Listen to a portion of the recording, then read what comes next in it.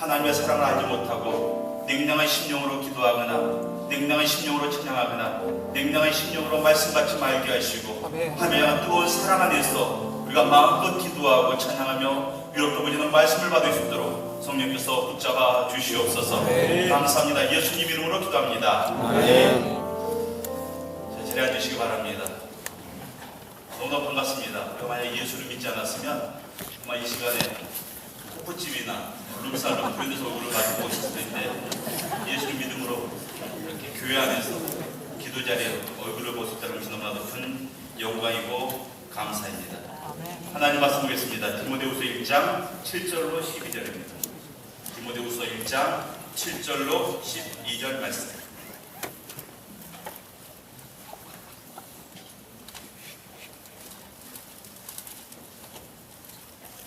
디모데후서 1장 7절부터 12절 말씀. 자, 말씀을 교도하겠습니다. 하나님이 우리에게 주신 것은 두려워하는 마음이 아니요 오직 능력과 사랑과 절제하는 마음이니. 그러면 너는 내가 우리를 칭찬합니다. 또 주를 위하여. 자, 우리가 이렇게 본문 말씀의 소 제목은 복음과 함께 고난을 받으라, 그렇게 성경이 기록되어 있습니다. 복음을 받은 사람들은 우리 믿는 사람들이고 또 복음을 전해야 되는 사람들도 우리 믿는 사람입니다. 이 복음에 대한 사명을 맡은 사람은 목사도 아니고 간사도 아니고 예수 그리스도를 믿는 모든 믿는 자가 이 복음에 대한 그러한 사명을 받았습니다. 그러한 사명 맡은 자들에게 말하기를 복음과 함께 고난을 받으라, 이렇게 성경은 증거하고 있습니다. 이왕이면 복음과 함께 영광을 받으라, 이렇게 말했으면 좋았을 터인데 성경은 고난을 받으라, 이렇게 말씀하고 있더라는 것입니다. 이것은 복음을 증거하는 삶, 다시 말해서 예수를 믿는 성도의 삶을 사는 것이 결코 만만치 않음을 우리에게 보여주고 있습니다. 이 찰스 프라이스라는 목사님이 있습니다. 이 목사님의 그 저서를 통해서 보니까 어느 이 목사님이 자기 친구와 함께 이 커피숍에 들어가서 거기서 모이는 청년들에게 예수님에 대한 그런 대화를 나누게 되었습니다. 이 목사님과 동행한 친구분은 전도의 경험이 굉장히 많은 그러한 분이었다고 합니다. 그래서 그 청년들을 모아놓고 우리 인간의 존재의 의미와 목적과 그리고 왜 하나님이 필요한지, 왜 그리스도가 필요한지, 어떻게 구원을 얻을 수 있는지, 이러한 것들에 대해서 신중하게 대화를 나눴습니다. 한 2시간 정도 대화를 나눠보니까 그 중에 한 청년이 예수님을 받아들일 그러한 준비가 된 것처럼 보이더랍니다. 그래서 이 목사님과 그 친구분이 그 청년에게 이렇게 물었습니다. 오늘 저녁 우리가 나눈 모든 대화를 생각해 볼 때 당신이 그리스도인이 되지 말아야 할 이유가 있습니까? 이 질문에 이 청년이 잠시 머뭇거리다가 이렇게 대답을 했습니다. 아니요, 나는 내가 그리스도인이 되지 말아야 할 이유를 찾지 못했습니다. 이 대답을 듣고 이 목사님이 흥분하기 시작했습니다. 이제부터 한 영혼이 주님을 영접하고 구원을 얻고 천국 백성이 되겠구나, 이런 기대감이 마음 가운데 가득 찼습니다. 근데 그 순간 이 목사님의 친구분, 이 전도 경험이 굉장히 많은 이 친구분이 이 청년에게 계속해서 질문을 합니다. 당신이 그리스도인이 되지 말아야 할 이유를 발견하지 못했으면 내가 그 이유를 몇 가지 알려주겠습니다 하면서 그 청년에게 예수를 믿는 데 따른, 다시 말해서 그리스도인이 되는 데 따르는 대가와 희생과 헌신이 무엇인지 자세히 설명하기 시작했습니다. 다시 말해서 그리스도인이 된다는 것은 당신의 삶 전체와 당신의 미래, 당신의 야망, 당신의 모든 인간 관계와 그리고 재산까지도 철저히 하나님께 양보하는 것을 의미한다. 이처럼 자세히 설명을 시작했습니다. 그자 이 청년이 당황하면서 의자를 뒤로 물립니다. 그때 이 친구분이 다시금 이 청년에게 묻습니다. 아직도 당신이 그리스도인이 되지 말아야 할 이유를 발견하지 못했습니까? 그러자 이 청년이 이렇게 대답을 했다고 합니다. 이제 몇 가지 이유가 생각났습니다. 이제 이 목사님의 친구분이 다시 말합니다. 그러면 그 모든 이유들을 해결하고 모든 것을 그리스도께 양보할 마음이 생기기 전에는 그리스도인이 되려고 하지 않기를 바랍니다. 이렇게 말하고 연락처를 주고받고 헤어졌습니다. 이 모든 것들을 지켜본 그 찰스 프라이스 목사님이 이제 밖에 나오면서 그 친구에게 굉장히 소리를 지르면서 화를 냈습니다. 도대체 뭐 하는 거냐? 열심히 우리가 전도해가지고 이제 겨우 그 사람이 이제 구원의 문 앞에서 이제 예수만 받아들이면 되는데 네가 그 사람에게 두려운 마음을 심어줌을 통해서 그 사람이 돌아서지 않았느냐, 이렇게 친구를 책망했습니다. 그때 그 친구가 이 목사님에게 이렇게 질문을 합니다. 그런 상황에서 예수님은 무엇라고 말씀하셨을까? 우리 성도 여러분, 자, 그런 상황에서 우리 주님은 그 청년에게 뭐라고 말씀을 하셨을까요? 우리 흔히 생각하기를 우리 예수님은 한 영혼이라도 하루속히 빨리 구원하기를 원할 것이다, 이렇게 우리는 생각할 수 있습니다. 그러나 성경은 그렇게 말하고 있지 않습니다. 예수님은 예수님 자신을 따르는 것, 다시 말해서 믿음을 받아들이고 그리스도인이 된다는 것에 대해서 쉽게 말하지 않고 있습니다. 그래서 예수님에게 관심을 갖고 다가온 사람들에게 제자도의 조건과 그리고 대가와 그런 요구들을 말씀하십니다. 그러니까 예로 한 젊은 간원이 예수님께 다가왔습니다. 그리고 구원에 대해서 물어보았습니다. 그때 예수님이 그 젊은 간원에게 말하기를 내 가진 재산 다 팔아서 가난한 자들에게 나눠주고 너는 그 위에 나를 따르라, 이렇게 말했을 때 그 젊은 간원은 근심하면서 예수님을 떠났다, 이렇게 말하고 있습니다. 또 열정을 가지고 주님께 찾아와서 주님을 따르겠다고 말하던 서기관에게 여우도 굴이 있고 공중에서도 거처가 있으되 인자는 머리 둘 곳이 없다, 이렇게 말씀하시면서 무주택자로서, 다시 말해서 노숙자처럼 살아야 되는 그런 예수님의 삶에 대해서 증가하고 너도 이처럼 살 수 있느냐, 이렇게 묻고 있습니다. 또 자신의 붙은을 장사 지내고 나서 주님을 따르겠다고 한 제자에게는 죽은 자들이 그들의 죽은 자들을 장사하게 하고 너는 나를 따르라, 이렇게 말씀을 하고 있습니다. 공통적인 무엇입니까? 무엇인가 그 사람들의 삶에서 굉장히 중요한 것들을 포기해야 되는 그러한 상황을 연출하고 있더라는 것입니다. 예수님은 그리스도인이 된다는 것, 이것에 대해서 결코 만만히 쉽게 접근할 것이 아님을 말씀하고 있습니다. 그리스도인이 된다는 것은 곧 믿음을 갖는 것입니다.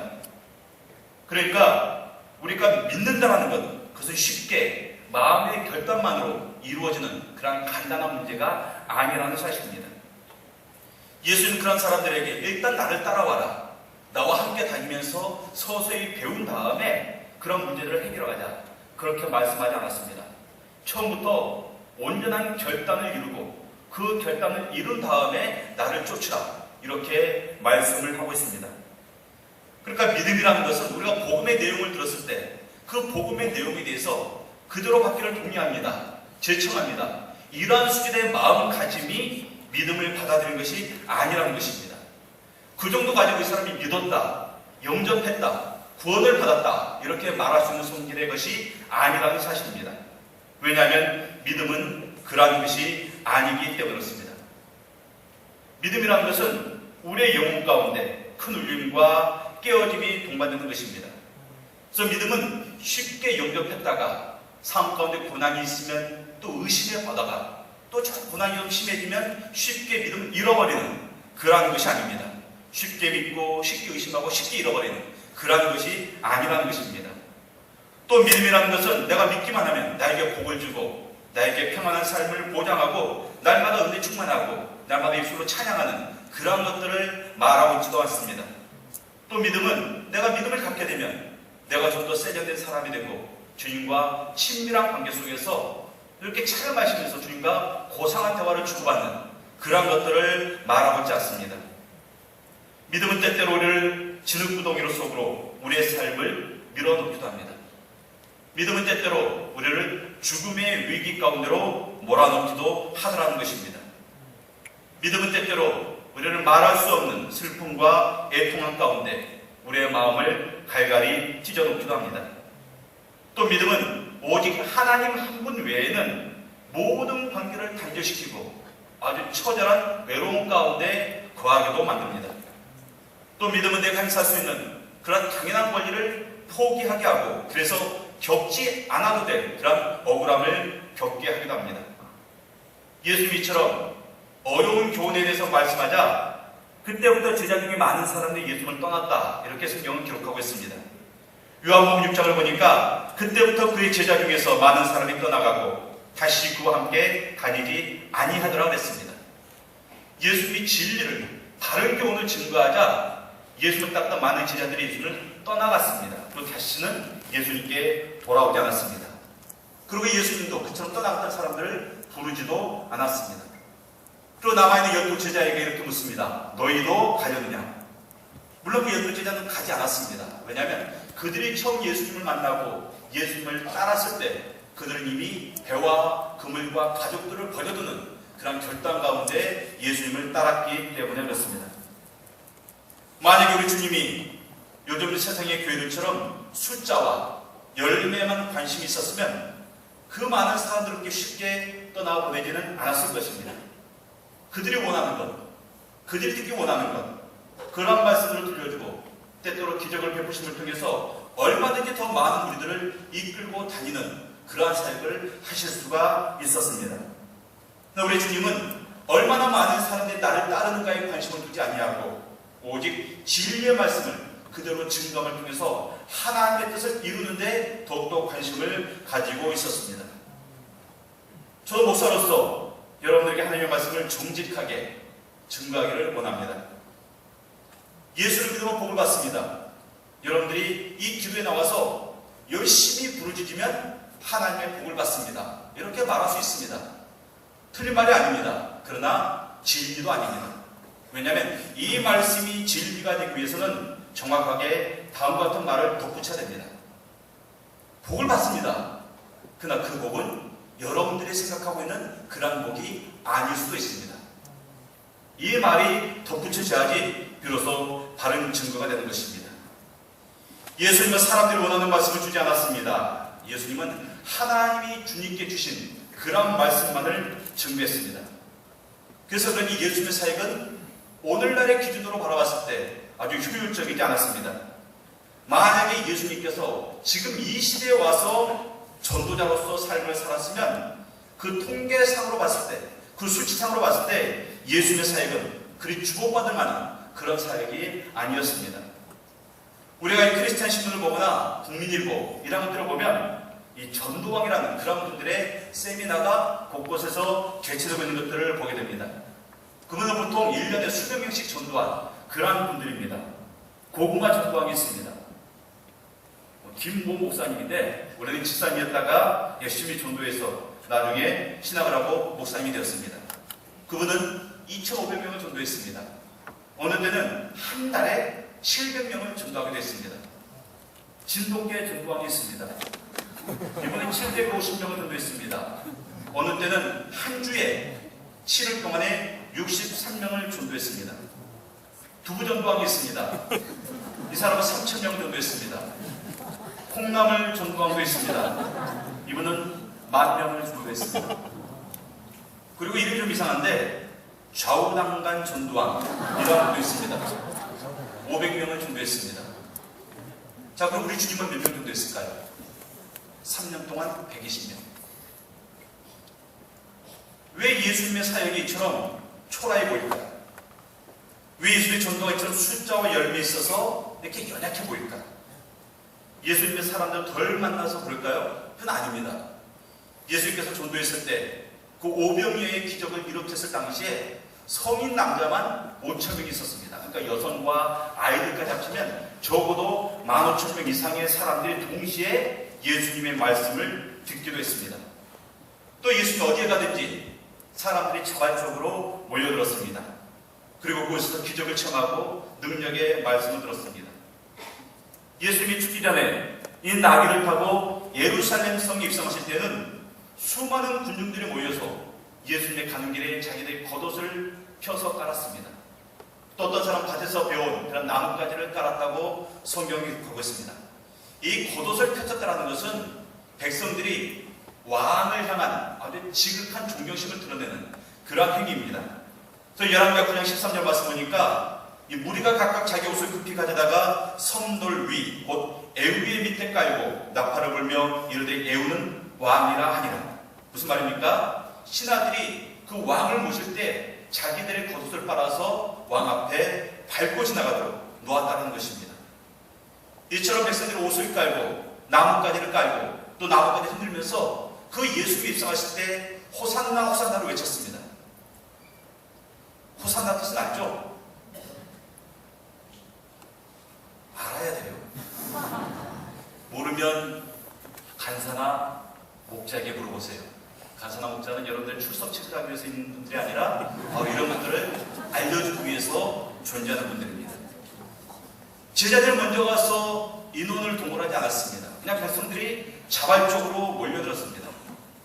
이처럼 무수한 사람들이 예수님께 치료받고 예수님의 말씀을 들었고 예수님의 기적을 목격했고 예수님 존재 자체를 환호했습니다. 근데 그 중에서 예수님의 제자가 진실한 크리스찬이 된 사람들은 아주 소수였다는 사실입니다. 예수님께서 나중에 승천하신 다음에 예수님께서 약속하신 성령을 이 땅에 보내주실 때 그 성령을 받은 진실된 그리스도인은 마가의 다락방에 모였던 120명 뿐이었습니다. 그러니까 3년 동안 능력있게 사역해서 겨우 120명 모았던 것입니다. 자, 그러면 그 120명 외에 그 수많은 사람은 다 어디로 갔을까? 우리가 그 예수님께서 빌라도에게 재판을 받았다는 그 상황을 한번 보도록 하겠습니다. 빌라도가 그 모인 군중들에게 예수님과 바라바 중 누구를 석방시킬지를 물어보았습니다.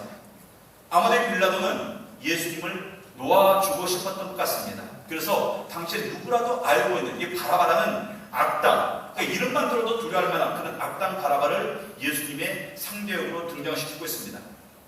그 신학자들은 바라바를 혁명가였다 이렇게 주장하는 분도 있는데 이 바라바에 대한 사복음서의 증거는 밀란을 일으켰고 살인자였고 강도였다 이렇게 말하고 있습니다. 그러니까 흉악한 사람입니다. 어찌됐든 바라바는 많은 사람들에게 두려움의 대상이었을 것입니다. 이 바라바가 나타나면 사람들은 문을 걸어 잠갔을 것입니다. 아이들은 더 이상 길에서 놀 수도 없었고 그리고 여성들은 혼자서 밖을 나다닐 수가 없었을 것입니다. 그래서 아무도 이 바라바의 석방을 원하지 않을 것이다 이렇게 생각을 하고 이 바라바가 예수님 중에서 누구를 석방시킬까 이렇게 물어보면 이 골치 아프면서도 뭔가 뒤틀린 듯한 그리고 벌어주기에는 깨름칙한 이 이상한 재판의 주인공 예수님이 석방될 가능성이 굉장히 높다고 여겼던 것 같습니다. 그래서 군중들에게 예수님과 바라바 이 두 사람 중에서 선택할 수 있는 그런 선택권을 주었을 때 이 빌라도의 예상과는 전혀 다른 그런 결과가 나타나고 있습니다. 사람들은 바라바를 놓아주고 예수님을 십자가에 못 박히기를 원했던 것입니다.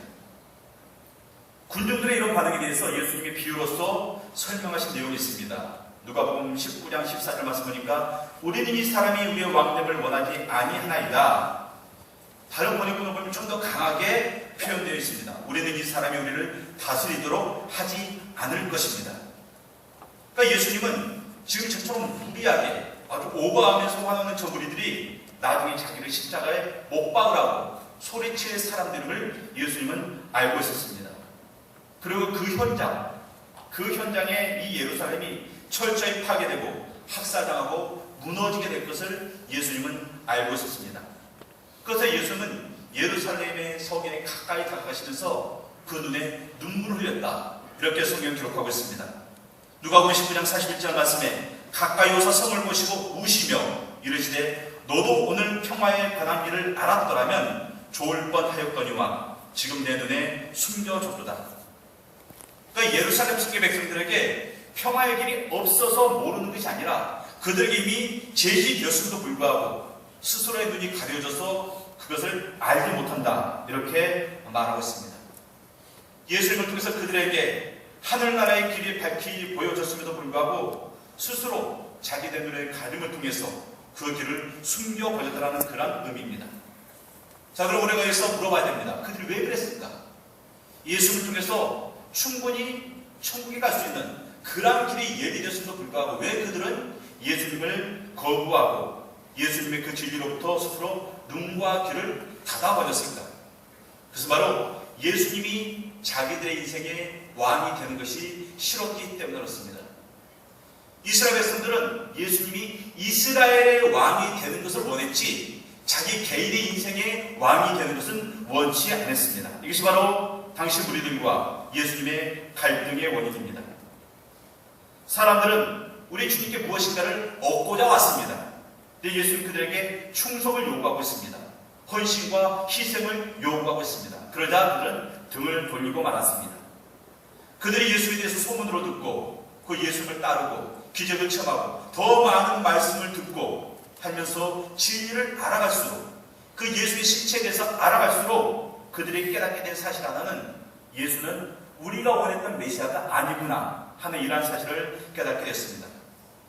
예수님이 이렇게 말씀하고 있습니다. 너희 전부를 나에게 양도해라. 너희 인생을 내가 내 뜻대로 다스리고 인도할 것이다. 너는 죽고 너희 안에 내가 살아갈 것이다. 이러한 메시지를 직가는 예수는 자기들이 원하는 메시아상이 아니었던 것입니다. 자, 그러면 우리 사랑하는 성도 여러분, 우리가 이 유대 군중들과 동일한 문제에 한번 직면하기를 원합니다. 예수님이 내 인생의 왕으로 모셔서 내 모든 것을 그분께 양도할 것인가?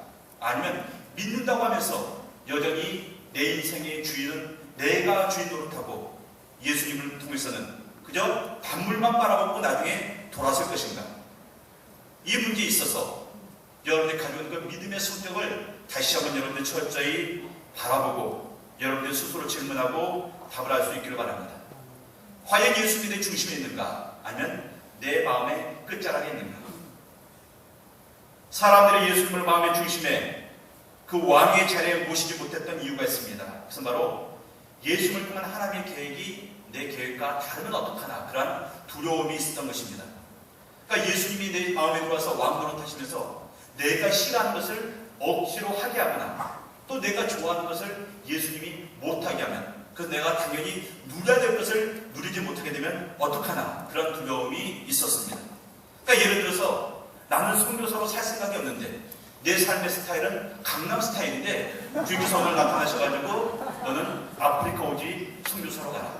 물론 그곳에는 전기도 없고 수도도 없고 그리고 화장실도 없고 휴지도 없고 잎사귀로 마무리를 해야 됩니다. 이러한 곳에 주님께서 우리를 보내시고 나면 우리는 어떻게 할 것인가?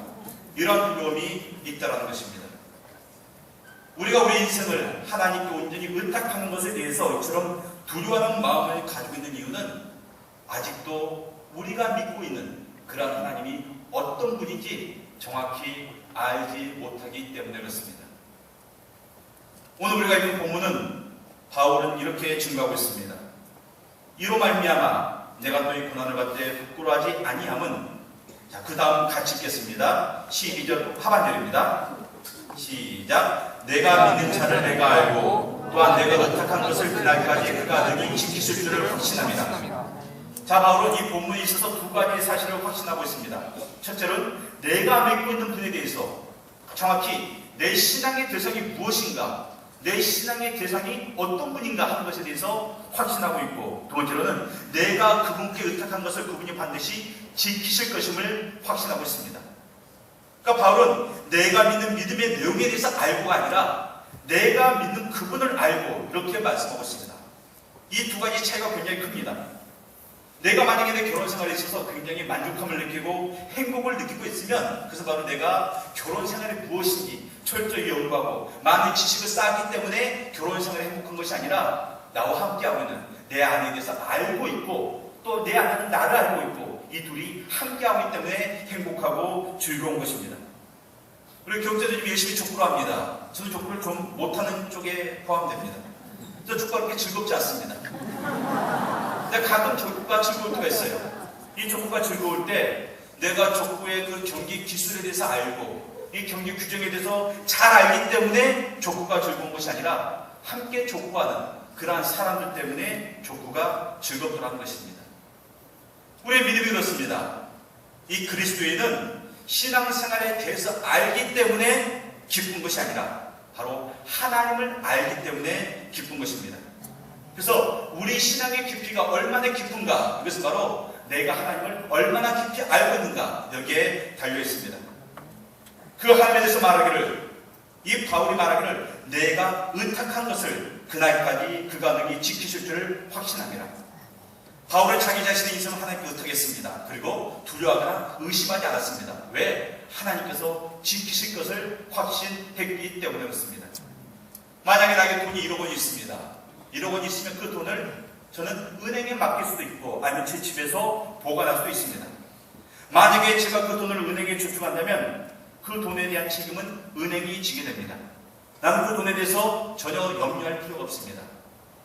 만약에 은행에 강도가 들어와서 돈을 다 사들여 훔쳐가도 또 그 은행에 불이 나더라도 저는 내가 저축한 그 예금에 대해서 저는 나중에 돈을 돌려받을 수가 있습니다. 또 만약에 그 돈을 저축하지 않고 은행에 맡기지 않고 내 집에 숨겨놓았다면 그 돈의 안전을 내가 책임져야 됩니다. 저는 불안해서 잠을 자지 못할 것입니다. 만약에 돈이 없어지면 내가 책임을 져야 됩니다. 왜냐하면 은행에 맡기지 않았기 때문에 그렇습니다. 제가 부자사역을 한 10년 동안 했습니다.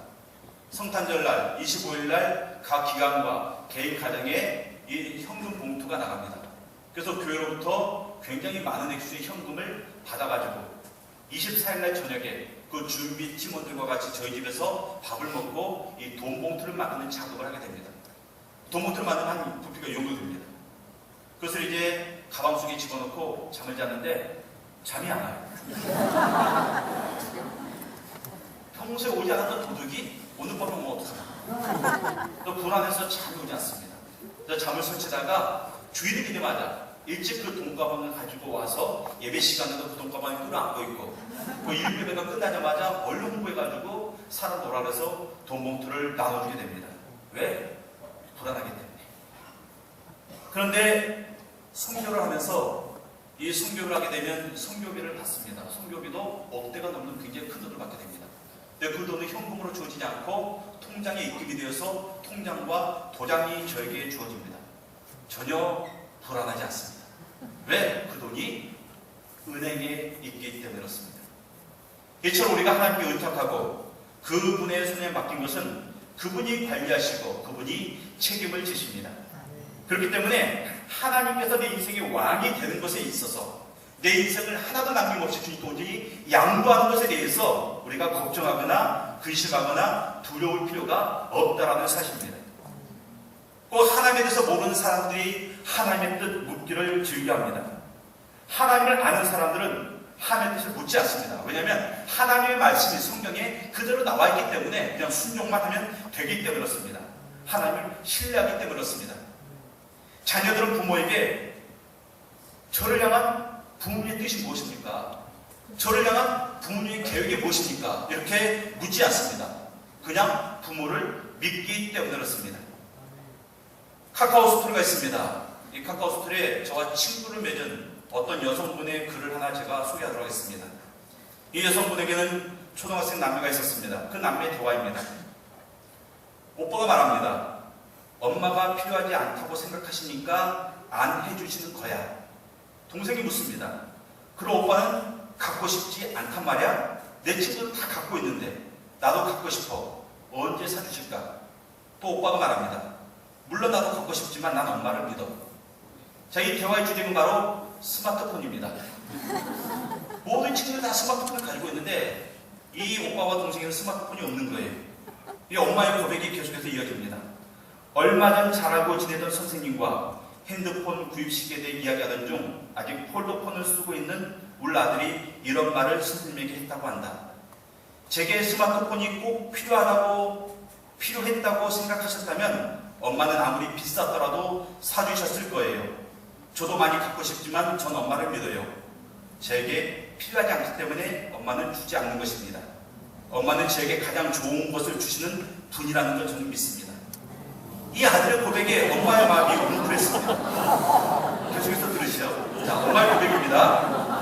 나도 어찌 결정이 하는 게 좋을지 몰라 하루에도 여러 생각들이 오가고 있는데 아이는 믿고 있었다. 엄마의 결정을 잠시 생각해본다. 난 하나님 앞에서 이러한 믿음으로 서 있는지, 입으로는 주의 뜻대로 하면서 여전히 나의 원함을 고집하며 심지어 나의 계획과 다르다여 믿음이 흔들린 적은 없는지 부끄럽지만 자신 있게 대답할 수가 없다. 오늘 난 아이를 통해 깨닫고 다시금 엎드린다. 자, 여기까지가 그 글의 내용입니다. 이 어린아이가 엄마를 믿는 믿음이 우리가 하나님을 믿는 믿음보다 더 커 보일 수도 있습니다. 왜 자녀들은 부모님들에게 나를 향한 부모님의 계획이 무엇입니까? 묻지 않는데 왜 우리들은 종종 하나님께 나를 향한 하나님의 뜻이 무엇입니까? 이처럼 줄기차게 구하고 묻고 있느냐? 그것은 바로 나를 인도하시는 하나님에 대한 신뢰가 없기 때문이었습니다. 꼭 하나님에 대해서 모르는 사람들이 하나님에게 묻습니다. 하나님, 내 상황이 맞는, 그러니까 내가 원하는 그런 말씀을 저는 듣기를 원합니다. 하나님, 제 상황 아시잖아요.